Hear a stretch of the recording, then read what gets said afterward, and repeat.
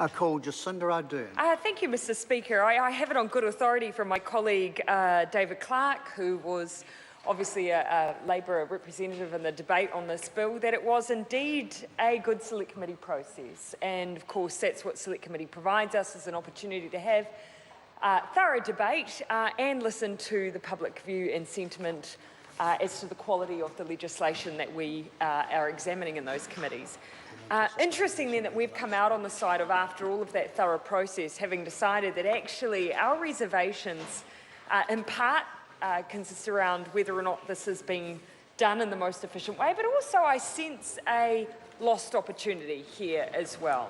I'll come back to the government's own better public service target that they have set for themselves around small business, because I want to ask some questions as to whether or not that's as ambitious as it could be, and indeed whether or not this bill really should be sitting at the heart of the government's agenda for small business when there are so many other things that we need to be considering for that sector. I want to start off by paying tribute to the fact that small businesses in New Zealand generate more than 40% of the jobs per annum if the pass has been anything to go by.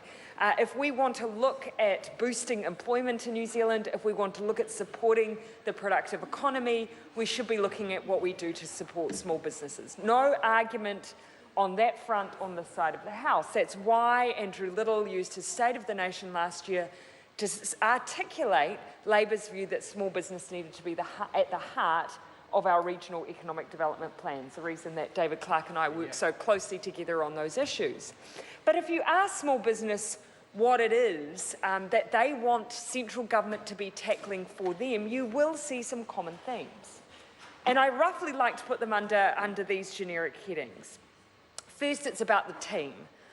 They want the right staff, and that means well qualified in the areas that they need them to be qualified, or readily able to be trained. And I will add, because this is what small business say to me often, they want the right attitude. But there is a role for government to play in that space. For instance, if you look at the fact that we have had a massive shortage of people in particular industries, like for instance the trades, we've had a massive shortage in that area of skilled people. When you go out and ask small businesses, you've got this work, why isn't it we're not training people in that space? They'll tell you, because it costs to train a person on the job. If I'm training someone in an apprenticeship, it's going to take me at least a year before they're productive in my business. Why am I going to offload, why am I going to make that investment? There's no incentive for a business owner to do that. Well, if central government wants to answer that call, why are we not looking to create that incentive? And that's something that Labor looked very closely at. That's why we decided to implement the Dollar Apprenticeship Scheme, where we're saying, look, you give something by training your employees, we'll give something back by giving you the equivalent of the dole for a year to train that individual. But you finish their training through 3 years. That's an example of listening to the needs of those small businesses, and it's something Labor's very mindful of. So right staff, right time, having the right team.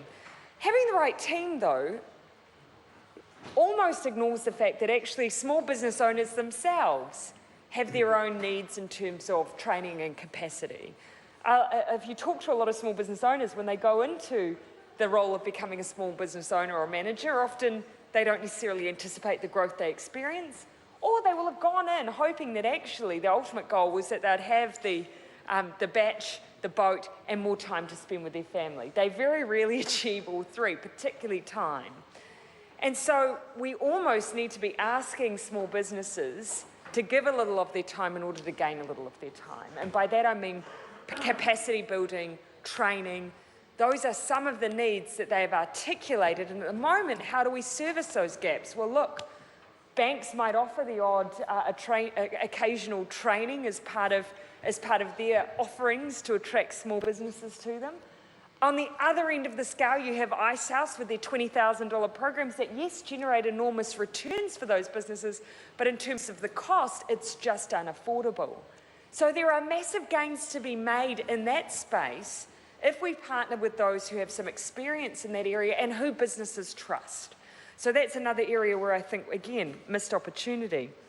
And finally, coming back to the notion of time.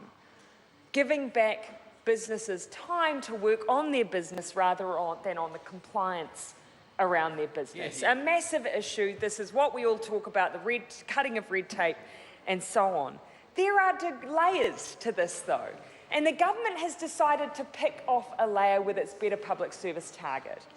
It wants to reduce the amount of time that business spends basically providing government with information. So that's not about doing things more efficiently, for instance, in the way that we might deal with provisional tax. It's not about the meaty stuff.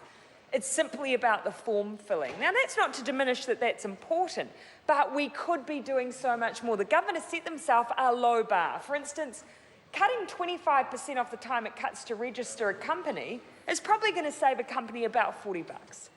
Right? So we could have been much more ambitious, and that's the point Labor is trying to make. The business number initiative, $12 million of investment, is actually in the very early stages going to produce very little reward for the small businesses that we are so heavily reliant on in our economy.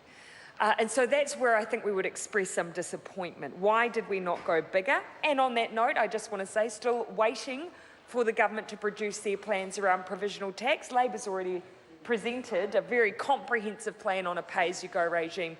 Still yet to see anything other than a couple of flow diagrams and lovely charts from on that side of the House. So I'd love to hear in this environment whether or not the government's I'm sorry to interrupt the honourable member. The time has come for me to leave the chair. Members, this debate is interrupted and set down for resumption next sitting day. And members, the House stands adjourned until 2 p.m. on Wednesday, 10 February 2016. Good evening.